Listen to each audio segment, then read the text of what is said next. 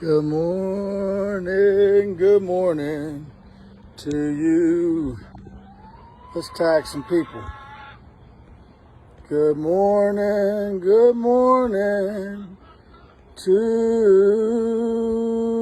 you. Good morning, Pearl. Good morning, Pearl. Good morning, Betty. Good morning. Hey, what you trying? You trying to pluck at me? All right, ladies. You crowding me now. You crowding me. Hang on. Hang on, girls. Let me get you. Come here. It's okay. It's okay. Hey, Betty. Good morning to you. They love it. Good morning, everyone. Good morning, good morning, good morning, good morning. You know, I have found, I'm tagging some people, that I have this tremendous ability to bounce back. And you do too. To get back up. It's crazy. You know, I've been what seems to be knocked down many times, and I just keep getting up. Oh, Lord. They're not really knockdowns. They're all opportunities, like we've been talking about. All right, let's get on with this. Let's see. A couple more people, and we are. Oh, Pearl, watch it. Let me show y'all what I got here. Good morning. Good morning. Good morning. That's Pearl. And there's Lucy. She's the most talkative. Good morning, Lucy. This is Ethel. She's a little bit shy. And Betty's a little bit shy. They're coming around, though. And these two are laying now. Lucy laid her first. Look at that. The kids were playing tug of war with my hose. There's our robot for the pool, which I'm probably going to have to drain. Let me show y'all this. Heads up, guys. Heads up, ladies. Ladies. And we have got eggs. Kids love dinosaurs. All right. And Benny's in the back. He's back there. Pearl, girl, don't you plucking at my feet? Hey, y'all go play. Go get you some bugs out there, please. There. Ethel. No, don't pluck at my feet. I got you. Come on, Betty. Ooh. Betty does not like to be petted too much. Yep, fresh eggs. We're building them up. We got 2 laying about every day. I'd say they lay just about every day. And Pearl's only missed a couple. And then she'll either lay that night, you know, but just about every day. So we got 4, so we should be getting somewhere around, on average, probably about 3 eggs a day. 3 times 7, that's 21 eggs a week. That's pretty good. And we can go, when we got all the kids, you know, there's 7 of us total on a weekend and 6 of us total every other week. So, man, we can go through, I mean, we can do about 18 eggs on a Saturday morning. But what I'd like to do is be able to give the neighbors some, and at some point, you know, if we get more property or something, we can have more chickens and maybe a cow and little pygmy goats and all that fun stuff. Maybe a miniature pig, potbelly pig. I've been wanting to get a potbelly pig for a long time. So anyway, good morning, everyone. Good morning, Tender Anna Hart. Good morning, Robert. Good morning, Charlotte.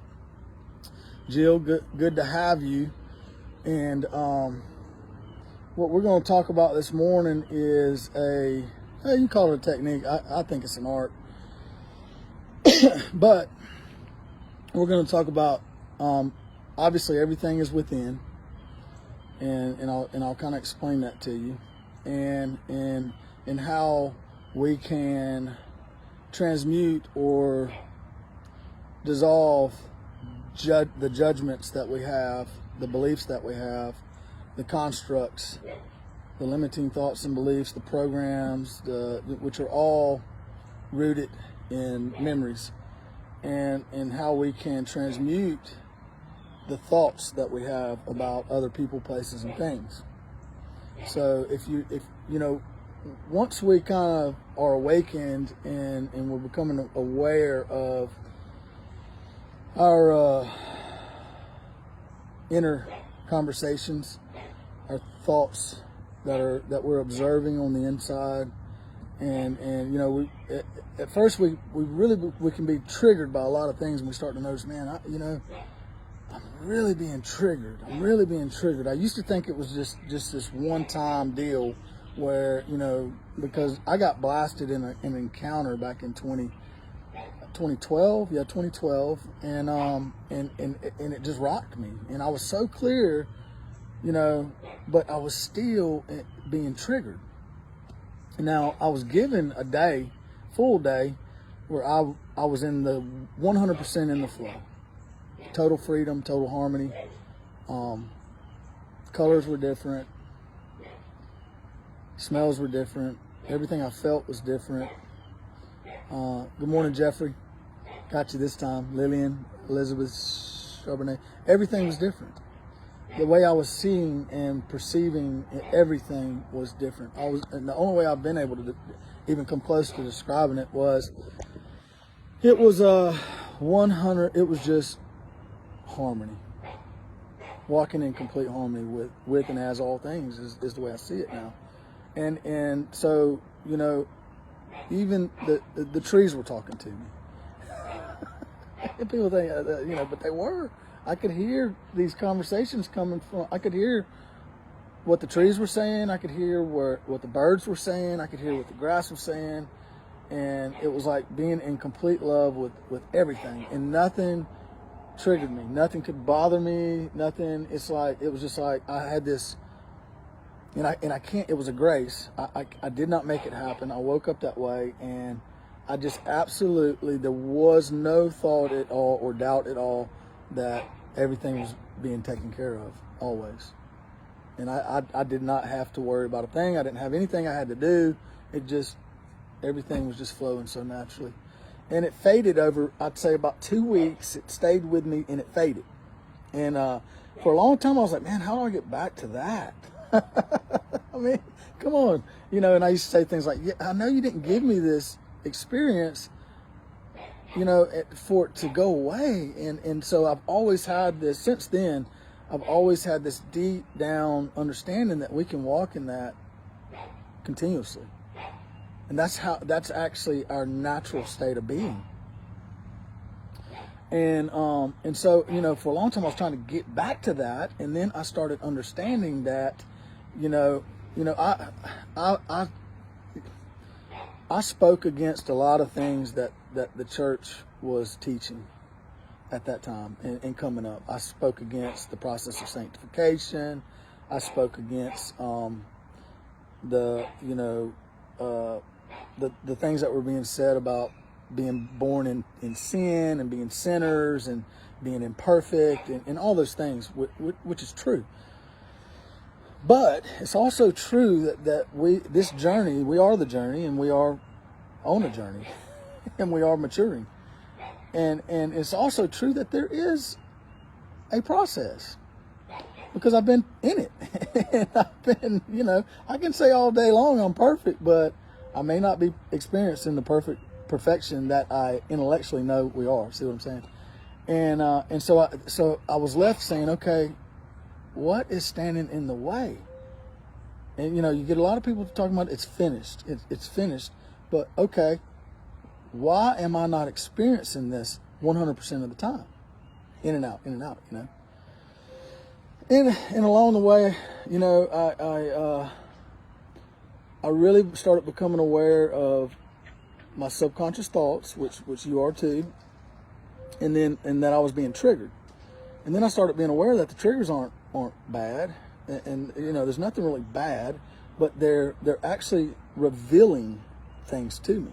They're revealing, and what they're revealing are these people say programs. And you know, I came through this thing and I said, okay, well, since the mother's womb, because they've proven this, we're in a hypnotic state and we're being conditioned and programmed. Okay, that's true.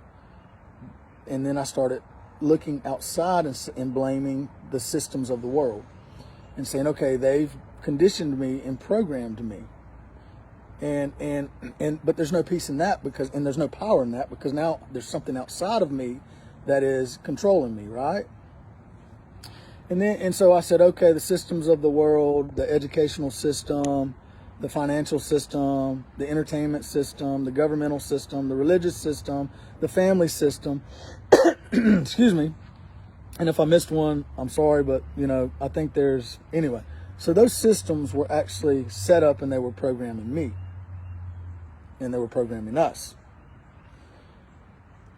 But now I've come through that, and now I see that there is nothing out there. There is the only, now get this, the only thing that is out there are my thoughts about what is out there. And my thoughts about what is out there are an accumulation of every past occurrence that I've experienced in my life. They're memories. And these memories, every past occurrence in my life did not just start when I was birthed out of my mother's womb, in the womb. There's one life. My life has always been. So what I believe is that I was birthed here, I showed up here with a memory bank full of memories already. And within those memories, we talked about this yesterday, excuse me, within those memories it's a package deal. So within those memories is the experience of that memory, the emotion, the feeling. It's an energy, right? And because I did not, it disturbed me at one time. These memories, these feelings it's a package deal, that are lying sleeping, they're there. We're just not aware of them. They're there. So we're birthed there. And so every experience, everything that I've experienced, every person, every place, everything, every situation, every circumstance since my mother's womb has been attracted in, you could say. They're magnetic, right? Or you could also say they're appearing or being unveiled before me. What's already there is being unveiled before me or appearing before me to give me the opportunity to set myself free, setting all free, because we're one. So my life actually began in the beginning or before the beginning. So there's memories that are there of every occurrence that we show up with. You could say since the Big Bang, since the one sound went out, whatever we want to say there. But way back, and it's continuous, right? So if we want to use the word God, our being has been reincarnating itself as a body that we have always been a part of. And the body includes all of creation. And as human beings, humanity, this body known as humanity, that's part of this body, that all creation, has been given an intellect.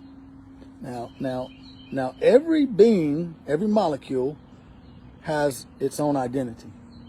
And that identity is spirit, mind, body. Or superconscious, conscious, subconscious. Every molecule. Everything is alive. Everything's alive. And now humanity has been given an intellect. Now we have primarily been stuffing our intellect with knowledge. But I have found that our intellect is not to be stuffed with knowledge. Our intellect is actually our gift to choose. Now, and so therefore our intellect is actually our gift to either choose to think for ourselves, lean on our own understanding, or to trust in our divine being, infinite intelligence, what is incomprehensible to the intellect. So, and because it's incomprehensible, trust in the Lord with all your heart, right? because our being, our infinite being, which is perfect, pure, clear of all belief, thought, judgment, all that, is no thing at all, therefore is everything. Because only no thing can be everything, right? And so, because it's incomprehensible, that part of us is incomprehensible to our intellect, the intellect has been hostile and an enemy, and hostile, that word hostile right there means Satan. So the carnal mind, that intellectual part of our being, has been hostile towards that which it cannot understand, that which is incomprehensible. So it said, where it says the carnal mind is hostile towards God. So it has been hostile because it cannot understand, but it is not there to understand. It is there to make a choice. And when we understand that, we now know that moment by moment, I have this ability to choose. Now, I can choose to engage the memories. I can choose to think for myself, because thought requires memories. To think about anything at all, it requires a comparison to what we have in our memory bank. So a stop sign is not a stop sign. That hammock is not a hammock. The pool's not a pool. The tree's not a tree. The grass is not the grass. Each and every person is not who I think they are. What my intellect is doing is comparing everything, everyone, to memories. Tying me to the past, not allowing me to experience the present, who I am. And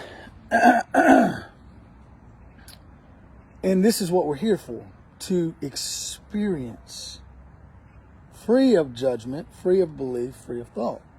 Experience comes in, we experience, and it flows through and out. It just flows continuously, right? But because we have been comparing that intellect, right? That's the gift, the intellect. But because we have been judging and comparing everything, some things are good to us, some things are bad to us, right? And the bad things we have been resisting, and when we resist, we stuff. And what we stuff gets stored. It's stored energies.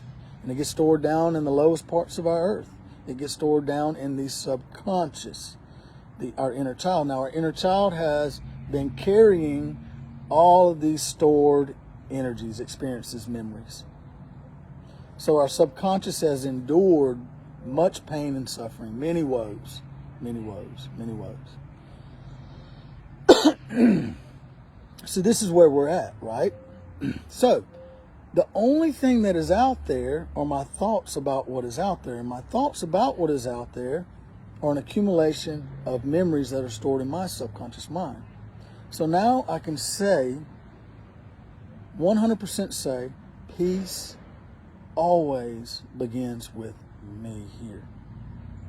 And all of my problems, perceived as problems, all of my problems are memories stored in my subconscious mind that are repeating themselves as problems. Now the problems are opportunity, and they're repeating themselves to give us, me, another opportunity to what? To choose whom I will serve. But I cannot serve two masters at the same time. That's in the Bible too. You'll love the one and hate the other. So I have a choice to make as I perceive, as these judgments, these thoughts come up. I can choose to engage the thought, following the thought, acting on the thought, and the thought manifests itself, right? Or I can choose to trust that part of me that is incomprehensible to the intellect that's making the conscious choice. If I choose to serve the memories, thought, think for myself, the hardest way, the memories continue to replay. And history repeats itself. Right? Wars, rumors of wars and wars. They continue to repeat themselves.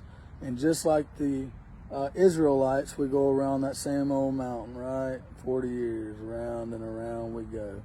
Where we stop, nobody knows. So each moment, we're being given opportunities to let go of thinking for ourselves. Let go and trust that part of us that is incomprehensible.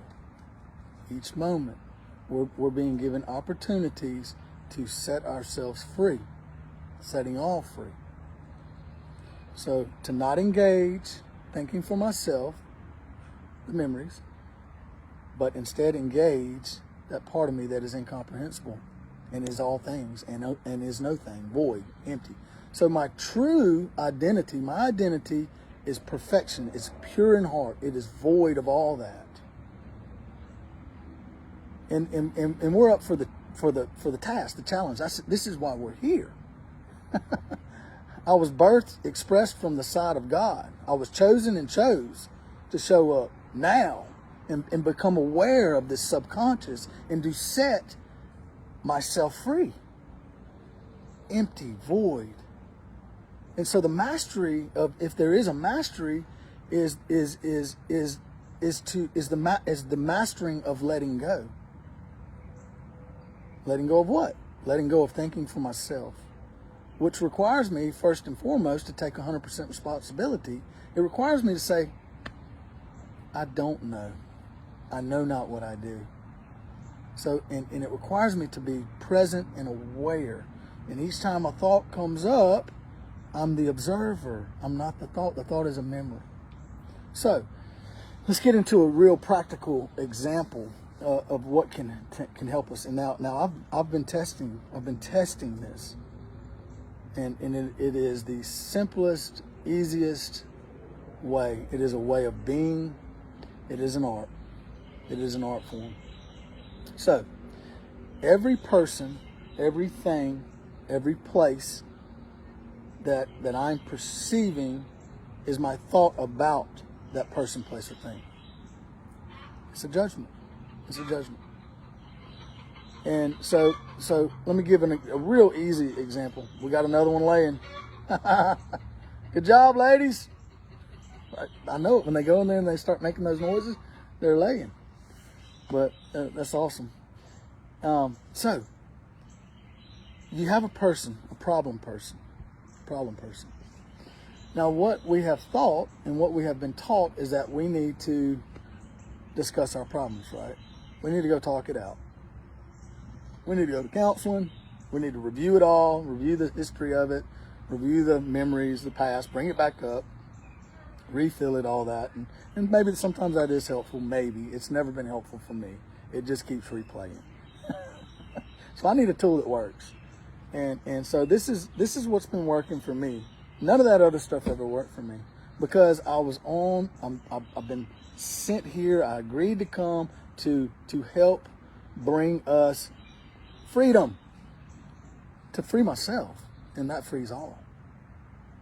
And so, and some of us has been called to teach, and that, you know, that's just it's a gift. And not everybody, you know, some of us, we all have unique abilities, and we're unique expressions, and we all add to the pot, right? And each one of us, you know, and so as this problem person that I've been having problems with, this is my example. As this person, as these thoughts about this person start to appear, thought images in my mind, every time they appear, instead of engaging that, instead of engaging the problem, instead of talking to the movie screen, the movie, because everything that's out there are my thoughts about what is out there, right? And it's misrepresenting reality. And because they're memories from the past, they're projecting onto the clear, pure, perfect movie screen of reality. And so I have these actors and actresses in this movie that's playing that I'm having a problem with. So what I've been doing in the past, I'm sitting in the theater, I'm looking at reality, the movie, and I've been talking to the movie screen, hoping that the movie changes. I've been in my own power, my own might, physical and mental ability. I've been trying to shift and change the movie, and it doesn't work. It has not worked. I've been trying to talk it out with the actors on the movie screen, and it doesn't work. It does not work. because I'm engaging the program. I'm engaging the memory, and each time I engage the memory replays and giving me another opportunity to let go, right? And so the projector, if you're at a movie and you don't like the movie, you need the movie to change. You need to change the film that's being projected onto the movie screen, right? So you got to go into the upper room where the film's being rolled through the projector and it's being projected onto the screen, and you have to change the film. But that's not this part's job. There's someone that has the job. There's a part of us that has the job of changing the film, that knows exactly what the film needs to be. But I have to go into the upper room. I have to have a way to petition this being, this part of me that is me, a way to petition this part of me, this being, the infinite intelligence, to change out the film for me. I can't keep talking to the data on the movie screen. So here we go. So each time this problem person or problem thing or problem place comes up, each time I'm not saying don't talk with the person, but I'm saying don't engage the data, what you're having a problem with. Don't debate, don't argue, don't go to other people talking about our problems. Don't do any of that. Don't do any of that, because really what we're doing is we're resisting the experience and we're stuffing again. So what I do is, as this person, place, or thing comes up into my mind each time. I'm having a problem with my kids. Each time it comes up. Each time it comes up here, before I engage here, what I do is I see the version of this person, place, or thing, because there's a version of everything up here, in here, and their memories. So each time that version comes up, I simply speak to the version within me. And I say, I am so sorry if I have offended you, if my ancestors have offended you, if my family, my relatives have offended you in any way, in thought, word, fact, and act. Please forgive us. Please forgive me. Because I don't even know what I've done. It's data. It's all data. Please forgive me. Thank you. I love you. Each time, every time. I love you. And the miraculous happens. So what I'm doing, and I can just, as it comes up, I can just say, thank you. Thank you. And within that thank you, in that package, that seed, is this petition saying, you know what? I'm taking 100% responsibility because I've judged. It's data. I'm taking responsibility for the memories within me that are replaying as perceived problems. And what I'm saying is, God, divine creator, our being, right? We're one. It's not some sky God. This is all within. It's in here. I'm saying, God, I'm sorry for the memories that I've accepted and hung on to that are creating these problems. Please forgive me. Thank you for erasing, for cutting ties, for releasing me, for freeing me, for transmuting this data that surrounds this person, place, or thing. I love you for our life. I love you. I love you for caring for me. I love you for providing. I love you as you are me and I am you. I love you. And now, each time the version comes up, I'm seeing the version of the person, place, or thing, and I'm saying, thank you. I love you. I'm so sorry if I've offended you. You know, and you get into this deep inner conversation, and the miraculous happens. And the people don't change because everything is already perfect. Right? We are all things, and we are our source, and our source is perfect. And our source is true. So all things are true. So what's not true? My perception. So what's shifting? My lens is being cleansed. My perception of the problem is changing. And the problem appears to change. I'll give you another example. My children, man, we used to get them on Wednesdays, and on Saturdays I'd have all of them. Most of the time, Jessica is so awesome. So sometimes she doesn't go to school and she helps me because she knows I've just been really, really struggling with all the kids, and it's a pattern, it's a cycle, and I just at some point in time, just about every Saturday, I would lose it. I would just like, oh God, I just can't do it anymore. And they're just, they're children. But so, a couple Saturdays ago, we're here, and we were inside, and I think I was trying to watch football or something, rugby, who knows, but anyway. And the kids were just running around. It was a problem. They were being chaotic, running just wild, wouldn't stop. Didn't matter what I did. Did not matter. All right, you need to sit on the couch. Didn't work. They get up, running around again, just wild. And y'all go to the room and play. And here they come again, run. And nothing worked. Nothing worked. Jessica remembers this. And I reach out to Jessica. I made a post about it.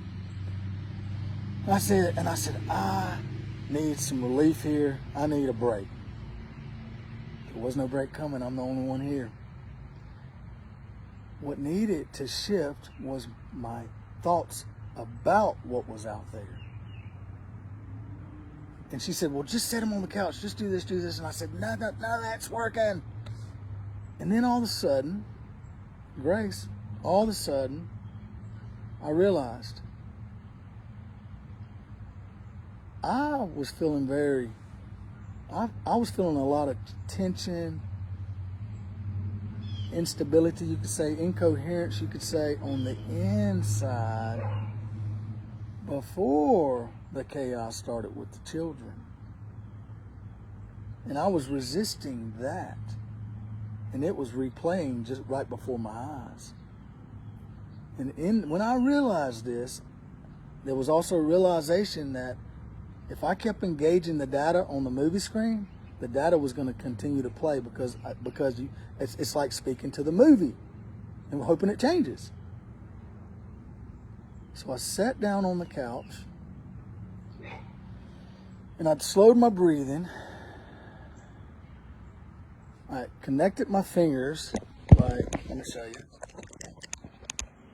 like this, eternal. I need to focus on the eternal. 7 seconds in, hold it 7 seconds at the top. This is the ha breath. 7 seconds out, hold it 7 seconds at the bottom. 7 seconds in, 7 seconds at the top, 7 seconds out, hold it out for 7 rounds. This is called the ha breath. And as I did that, I relaxed my head. I dropped down within. Now the kids are coming to me, and they're trying to get me. The data's coming to me, and it's trying to get me to engage the data. And so I did not. I ignored them. Most people say, you needed to talk to me. No, I didn't need to do a thing except drop down within and experience myself. I needed to come into peace within. I needed God to transmute the data, the memory that was replaying as chaos. And as I did this, peace, I started to be calm on the inside. I started to experience peace, stillness, the present moment, and all of a sudden the miraculous happened. My children got quiet. They went to the room on their own, and they started to play with each other in a very gentle, calm, and quiet way. And I did not lift a finger. I did not do a thing. My truck. I gave y'all this example yesterday. My truck just got a new ECM. When I took it in for the recall, they wiped my old ECM, and it would not It was not sending the right signals to the vehicle's engine. So the vehicle was not operating at optimum potential, at its optimum potential. So they tried to fix the old program that was in there, the old tune. They found that the whole ECM needed to be replaced. It needed an entire new tune, an entire new program. The ECM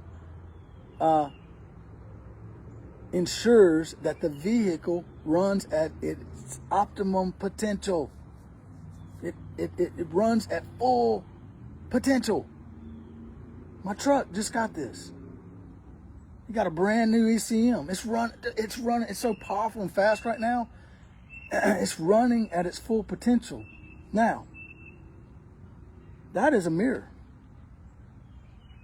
It says in the Bible, till we all come to the unity of the faith, till we all come to the knowledge of God, till we all come to a perfect mankind, till we all come to the fullness of Christ, till we each and all. I do not believe it means all at the same time, but till we all. Now, when one of us clears or transmutes a memory and chooses this way, chooses to trust versus engaging, it comes off of all of us because we're all one, right? So, where it says till we all come to a perfect mankind, that word perfect right there means operating at full potential. Everything out here is a prophecy about in here. It's revealing because everything is within, right? The only thing that's out there are my thoughts about what is out there. So this renewing of the mind is not to reprogram, so to speak. It's to just simply let go of the program, of engaging the programs into trust, bringing us to void, pure in heart. And when we're clear and pure, our cup's clean, divine inspiration comes through, that ray of light comes through, and we don't even take a thought, we just follow the inspiration. And it's divine, so it is exactly what it's supposed to be. And to the pure in heart, all things are pure, right? The pure in heart shall see God, all things, who is all things pure, us, right? The Yoga Sutra 1.3 says, the seer shall be established in its natural environment, purity, right? The seer, the true observer that sees all things pure, is established in its natural environment. So think about all that if you choose to think about it. Just take it in and experience it. Test it out. It works. It absolutely works, and it is, I've found, is the easiest way for me. And I'm not saying there aren't many other ways. I'll give you some other tools. The ice bath clears. Blue soda water, which I've got some inside, clears. Blueberries, clears. Deep circular breaths. I was told in a dream, my dad's brother Jim came to me in a dream and told me that the deep circular breathing is like hitting the reset button. And the reset button's like a delete button. And I was told it clears your thoughts. It clears out the thoughts. And the thoughts are memories, therefore deep circular breathing cleans and clears the memories. Also, sitting, observing, focusing on the breath, relaxing, dropping down within, clears memories. It's the present. And in my presence, mountains melt like wax. So peace. Hope that helped. If you want to talk about any of these things, as always, feel free to reach out to me. If anybody ever wants to do a live together and discuss things, I'm open. I love you all, and I hope you all have an amazing day. And let's practice this. Thank you for another opportunity for me to set you free and set you and me free. Thank you. Thank you. Thank you. Thank you. Thank you. I love you. Each time it comes up, I'm so sorry if I've offended you in any way. Please forgive me. I love you. That's taking responsibility. There's the power inside. It's not pointing the finger outside at anything or anyone or any place. Love you. Peace.